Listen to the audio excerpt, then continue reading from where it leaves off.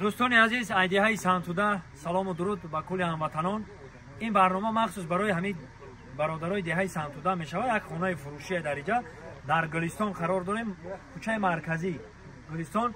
این کوچه را با نام سعدی کماندیر میگن، میشناسین. کوچه سعدی کماندیر در درون گلستان، مرکز گلستان، همین سنتوده را مرکزش میگیم. یک جای من میدونم شما دا خانه را نشون میدم، زمین را نشون میدم. همین خانه که دیدید نمیاد یا اگه سایجان کیجور میدونم بیا اومدم. هیچ که در اینجا زندگی نمیکنه برادران. اینا همین خونه، همین زمین با تمام همین تجهیزاتش فروخته میشه. تخته و شیفیر و آهنایی که میبینید اینجا در ریلس های، خیلی خونه دا چندین سال شده که زندگی نمیکنه. این خونه زمینش 15 سادی خیلی برادران.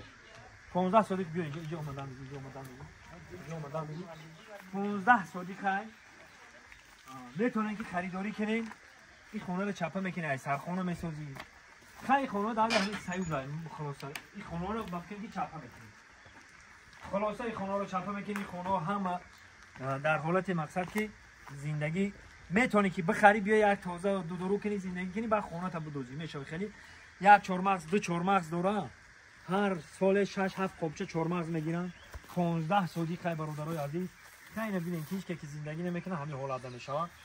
خلاصه یک سویت دیگه تون ما دودا میتونن که دو تا هنسی بخرین، میتونن که اکاو دو در پر جمع کنین بخرین.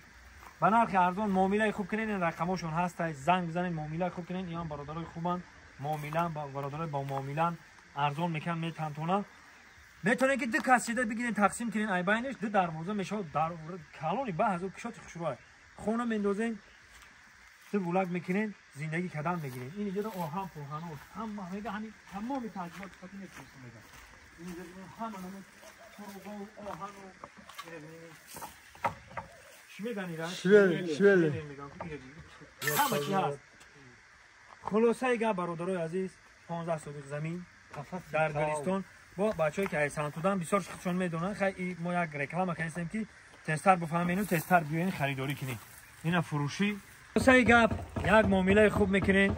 این زمین محرمت کنین، به نرخ ارزان شما رو فروخته میشه. این زمین اینم که کلانیه، اینم بدوی که میبینم که همه زمین 4 کنجه میتونن که به هزار دو نفر ما ایروی دیدی خودم ایروی گشتن ایروی تجربه کنیم، همه کشفان که این زمینه دو بلاک کده میشه. این محرمت کنین، زمین فروشی در سنتوده دهه گلستان. خدا نگاه بکنه.